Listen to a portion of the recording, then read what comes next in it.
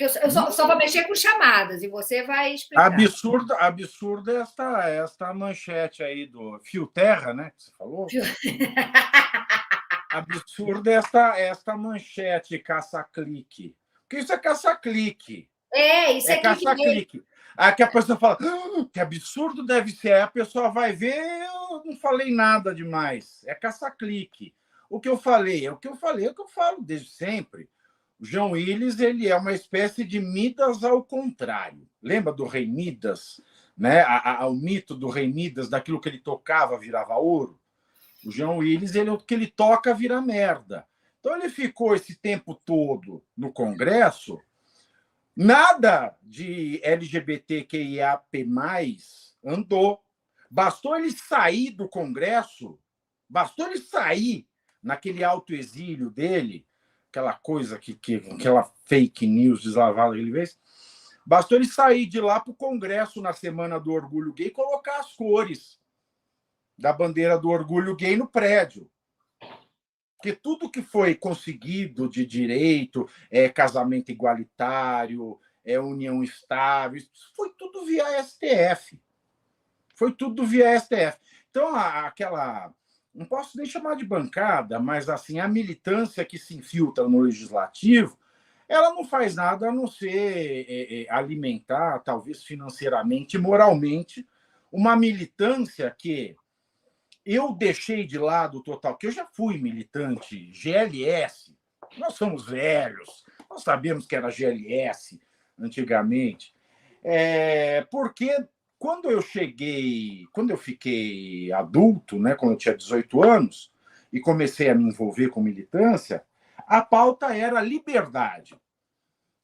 Tipo assim, eu não quero saber de rótulo, sabe? Eu sou viado, eu pago imposto, eu trabalho, eu não cometo crime, então eu quero ser livre, sabe?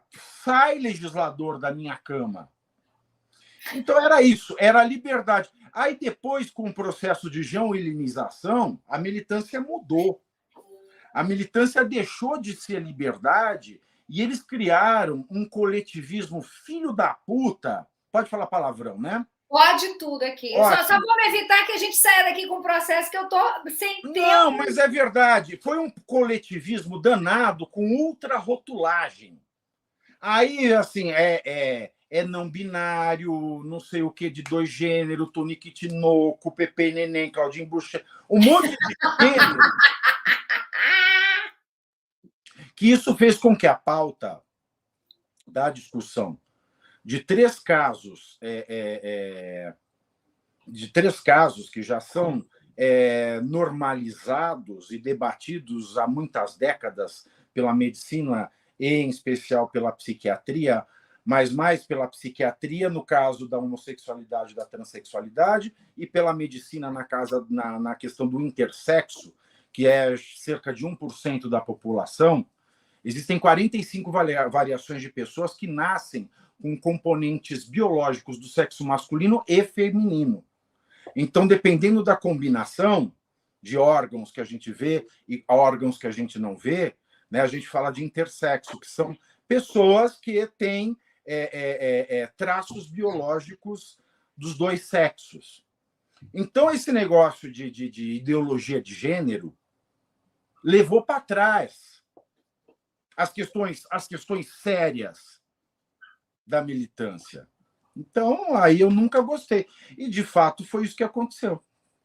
Eu imagino. Aí não tem nada de absurdo falar uma coisa dessa. É uma verdade nua e crua. Avinato, para você ver, olha, antes, eu sou muito amiga do Carlos Tuffelson, e a gente já fazia um trabalho voltado, né, para o LGBTQ, e que na época não tinha, né, o IA+, e YZ, não tinha nada disso. E a gente fazia campanhas e tal. Então, quando chegou essa nova militância, esses lacradores, essa gente, né, que é uma coisa politizada mesmo e que nasce dessas pessoas aí que a gente está citando aqui, que essa palhaçada que eu acho que só atrasa, porque assim, eu só tenho amigos gays, mas meus amigos gays detestam rótulos, eles trabalham, eles fomentam emprego, eles são inteligentes, eles botam o país para caminhar. Essa nova leva é um atraso. É um atraso. E eu tenho horror a essa gente, eles me chamam de homofóbica por isso, porque eles não conhecem, eles sequer conhecem o verdadeiro movimento. Uma vez eu fui dar uma palestra, aí eu falei das travestis, né? Aí uma menina lá no auditório, ela falou, o senhor não pode falar travesti. E já odeio que me chame de senhor, né? Já começou mal. O senhor não pode falar travesti, tem que falar trans. Eu falei, filha, quantos anos você tem? Ela falou, eu tenho 18. Eu falei, pois bem, quando você tinha acabado de nascer, eu pegava minha carteirinha de estagiário da OAB, eu ia tirar travesti de delegacia que era presa por abuso da autoridade policial. Eu não sei se você sabia, mas lá no começo dos anos 2000, quando a travesti era presa e era jogada na cadeia, para ela não ser abusada por outros presos, elas usavam uma tática que chama habeas corpus. Elas se cortavam nos braços e, por conta da AIDS, elas falavam, sai que é sangue de travesti. E aí elas eram tiradas da cela. Olha que triste. Triste. Eu falei, minha filha, quando você nem sabia pronunciar as palavras, eu já ajudei a fazer muito enterro de travestis, amigas minhas, que a família jogava, né? Jogava, ninguém queria saber. Então, assim, eu tenho uma história com a militância, quando a militância se preocupava com problemas reais, que era a prisão, que era preconceito, que era apanhar na rua.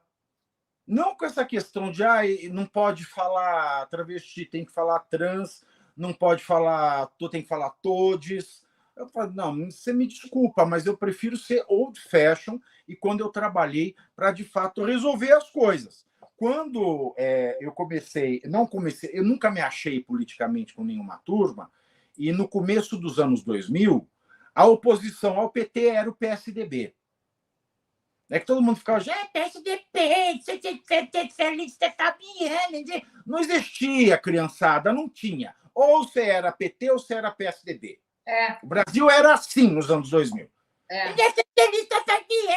Eu não aguento gente burra me falando. Então, era assim, a vida era assim, aceita, criança, aceita. A vida era assim. Aí eu fundei, dentro do PSDB, o Diversidade Tucana.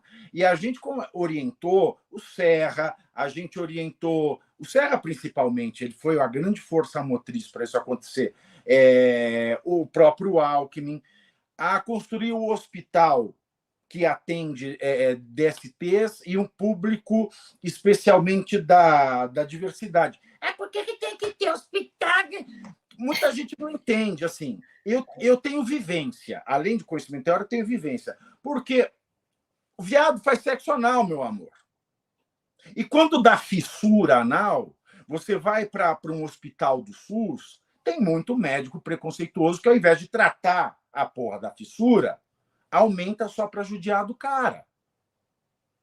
Então, são coisas importantes. São coisas importantes. Acompanhamento para transição de sexo, para adequação do sexo, mas nunca com gente com menor de 18 anos. Então, a minha luta ela foi real, com problemas reais e com soluções reais. Aí começou a vir essa pataquada de eu sou não binário, eu não sou indefinido. Para mim, isso é gente sem coragem de enfrentar a vida. Quando que você resolveu se assumir? Quando que você descobriu? Então, eu gosto dessas matérias que eles pegam a entrevista pela metade, né? Isso que eu falei foi no podcast, no Talk Churras do Paulo Matias, em agosto do ano passado. Aí cavocaram isso aí, acharam e colocaram isso como se eu fosse, né, um gay que não quer ser gay. Não, adoro ser gay, sou viado, amo ser viado, quero ser viado para sempre. Se eu for reencarnar, eu acho que eu quero ser viado de novo. Para de deixar as meninas tristes aqui, porque elas estão todas desoladas aqui, reclamando, choramingando. Está um negócio de doido aqui, porque Mas o que eu falei? Eu nasci no começo da década de 1980. Quando a gente é criança, na década de 1980, a gente tem um problema que é o seguinte: não só pelo fato de ser gay, mas o medo da família, que era a AIDS. A AIDS era o câncer gay. Esta molecada do chão de taco do apartamento da Vila Madalena não tem ideia do pavor que foi isso. Ninguém viu aquela capa desgraçada da Veja com o Cazuza em carquilha. Ninguém viu, ninguém sabe o que era. Todo dia a imprensa bombardeando a questão da AIDS e da homossexualidade, que na época era doença. Veja bem, quando eu nasci, homossexualidade era homossexualismo. Então a gente tinha o seguinte: o homossexual era doente porque estava no CID, era doente porque estava no DSM, que era doente, e tinha a AIDS, que ninguém explicava o que era. E quando a gente descobre que é gay? Na primeira ereção, meu amor. Quando a gente vê que a gente fica atraído sexualmente por um menino, agora você imagina o comecinho dos anos 90, AIDS sem cura, capa do Cazuza, a AIDS matando a rodo.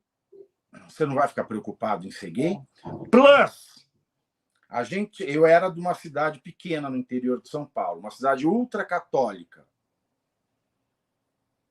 A família, ela tinha medo de ser gay para não sofrer, de ser gay para não ser o motivo de chacota da cidade e de não ser gay para não morrer de AIDS, porque ser gay era morrer de AIDS. Então as pessoas elas olham o passado hoje com o olhar elas olham o passado com o olhar do presente. Isso não é certo. Então, é claro que quando você se descobre gay com 11 anos de idade, na tua primeira ejaculação, lá no começo dos anos 90, você vai rezar para Deus, porque você não quer morrer de AIDS. Então, não é que eu rezava porque eu era homofóbico, é porque eu não queria morrer de AIDS. Sim. Entendeu? E essa é a questão. Não é só morrer de AIDS, é não ser o motivo de chacota da cidade, porque o universo de uma criança que está entrando na puberdade, que nasce no interior, uma cidade católica, é aquele universo onde você vai ser o motivo de chacota, onde você está arriscado a morrer de AIDS e a tua família inteira vai sofrer. Hoje, quem nasceu no século XXI, isso não é mais problema. Olha, eu cheguei no Rio em 91. Meu filho nasceu em 96. Cheguei no Rio final de 91. 92, 93, eu já entrei no teatro e meus amigos todos gays. E eu lembro que era uma época muito assombrosa, exatamente por isso, porque ser gay representava um transmissor da AIDS. Sabe? Exatamente. Então, automaticamente. Era muito difícil, foi uma fase muito complicada de todo mundo. E se vocês querem saber um pouco desse universo, assistam na Netflix a... Como é o nome, Pavinato? É Close, não? Vogue também não? A série... eu sei, Pose. Pose. Vocês querem saber o que era naquela época? Assista Pose, porque eles retratam muitíssimo bem. Inclusive os encontros das quadras. E quem tem HBO, assista The Normal Heart, com a Julia Roberts. É o começo do HIV em Nova York. Filadélfia também, né? É um bom filme para citar. Mas The Normal Heart é sensacional. Tem um outro antigo com o Al Pacino e a Meryl Streep, que chama Angels in America. Então, se você é essa pessoa, esse viadinho que não sabe a barra que era ser viado nos anos 90, assista isso antes de criticar as bichas velhas aqui. Isso. É um debochado, gente. 38 anos, bicha velha. Eu sou o quê, então, meu Deus? Uma cacura, uma... Ainda bem que você não é bicha, da tua sorte. Não, eu não sei, eu não diria que essa é a sorte, não. Eu queria ser bi. Porque aí, quando o homem perturba, a gente vai para a mulher, quando a mulher está de sabe. Eu tenho um monte de amigas super sagitário, assim, metade do ano é mulher, metade cavalo, sabe assim? É Tipo. ossanha, total. Então, eu acho que deve ser super divertido essa coisa de gostar, né, de tudo e não passar fome, gente.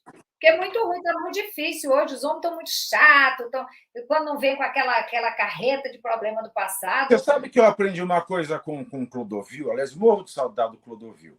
Ah, eu conheci Né? ele. Clodovil, ele falava o seguinte, ele falava assim, Pave, um dia você vai entender, meu amor. A gente chama garoto de programa não é para vir ter relação com a gente, é para ir embora. Pois é, eu vi uma entrevista dele uma vez que ele falava isso. Ele falava mais ou menos isso. Mas como é que era? Às vezes ele Nossa, disse já que fui muito no bingo com o Clodovil.